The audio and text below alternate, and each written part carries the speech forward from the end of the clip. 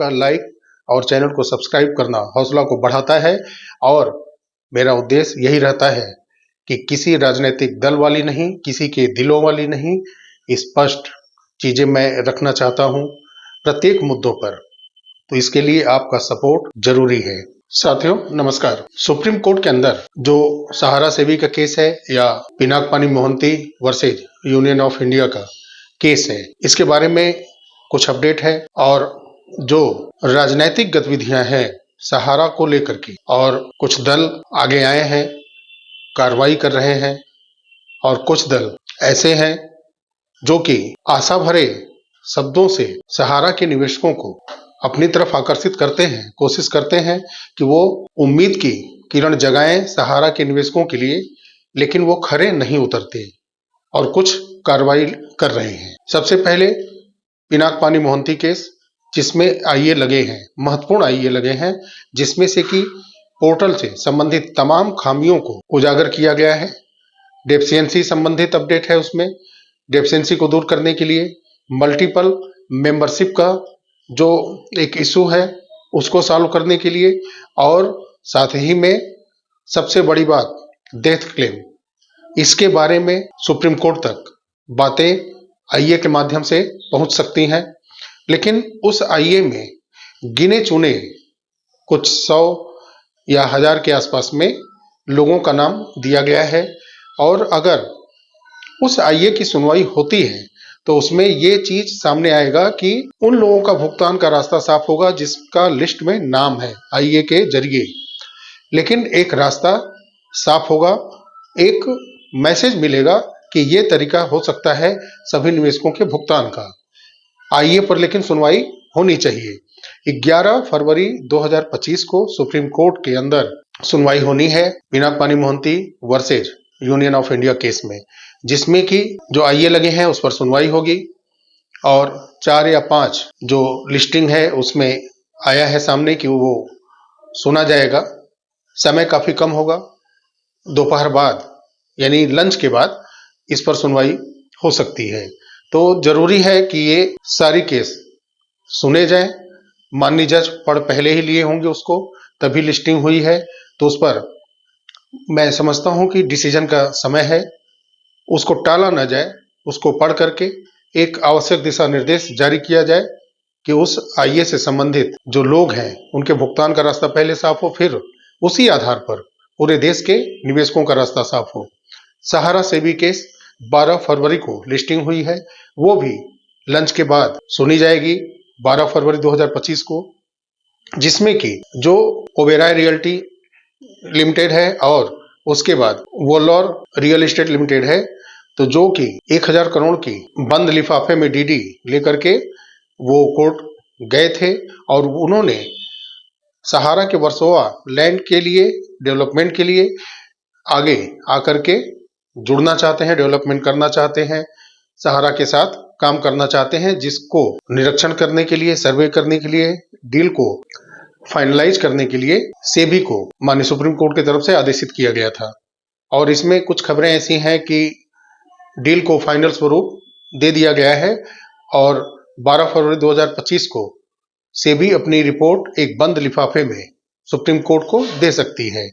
तो ये सब चीजें जो चल रही हैं, ये एक पॉजिटिव दिशा की तरफ जा रहा है, ये सहारा से जुड़े निवेशकों का भुगतान का। लेकिन सबसे बड़ी चीज जो मल्टीपल मेंबरशिप है डेथ क्लेम के लिए, और जो लगभग 98% के आसपास में डेफिशिएंसी आया है पोर्टल के माध्यम से, उसके लिए क्या होगा? क्योंकि पोर्टल आया सीआरसीएस का 5000 करोड़ रुपए भुगतान करना था 4 सोसाइटीज की, जिनमें की सिर्फ 2% के आसपास लोगों का भुगतान हो सका, और लगभग 1 करोड़ 20 लाख के आसपास निवेशकों का भुगतान डेफिशिएंसी की वजह से रुका है।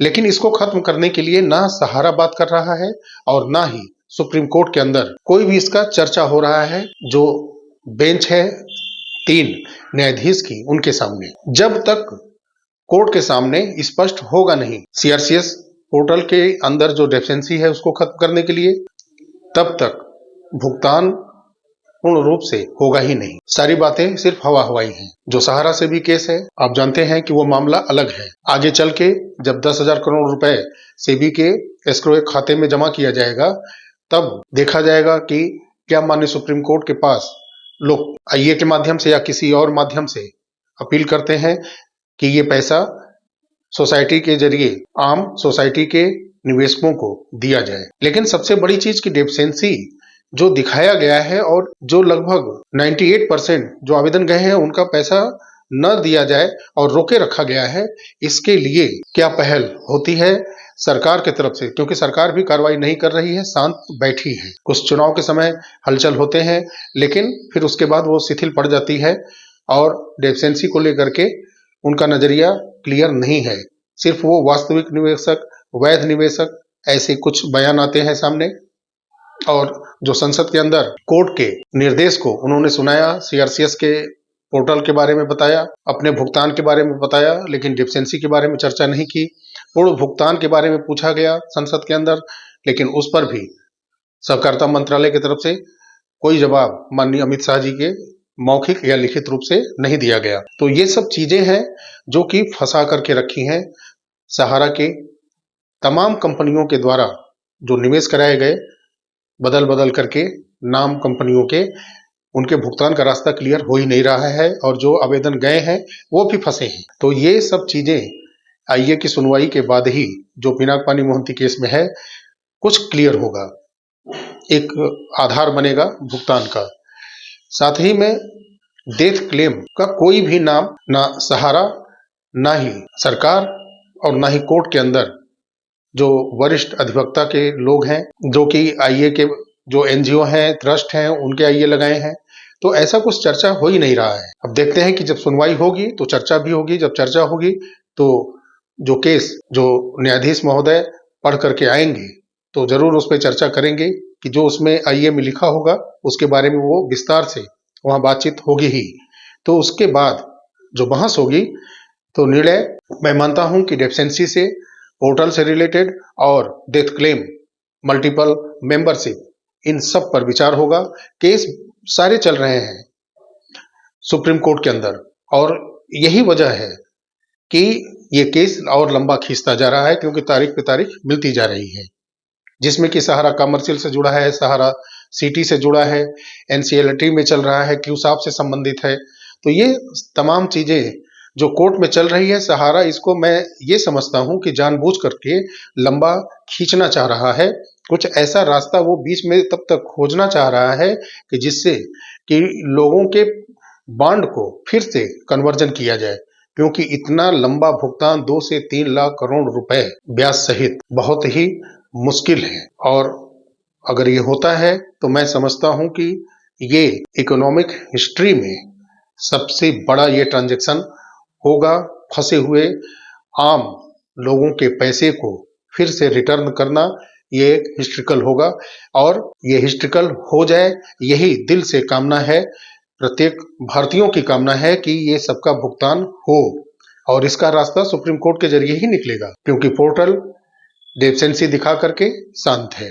सहारा के लोग तो बहुत ही ज्यादा शांत बैठे हैं।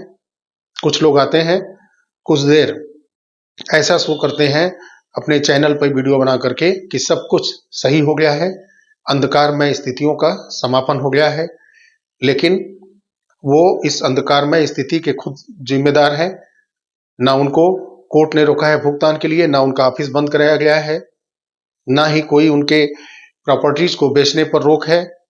तो पता नहीं किस अंधकार की वो लोग बात करते हैं। वो प्रॉपर्टियां खुद बेच करके अपनी साख बचा सकते हैं कि जो जनता का पैसा उन्होंने निवेश कराया नाम बदल बदल करके, आज वो अपने निवेशकों के लिए खड़ी है और प्रॉपर्टियां मैं बेच रहा हूं, आपके ही पैसे से प्रॉपर्टी मैंने बनाई है, मैं बेच करके आपके पैसे को रिफंड करने जा रहा हूं, आपके पैसे आपके खातों में मैं डाल रहा हूं। भले ही ब्याज न दीजिए, लेकिन मूल ही दीजिए, ताकि इन लोगों के जो आर्थिक समस्याएं हैं उसका समाधान हो, उनका जीवन और आसान हो जाए।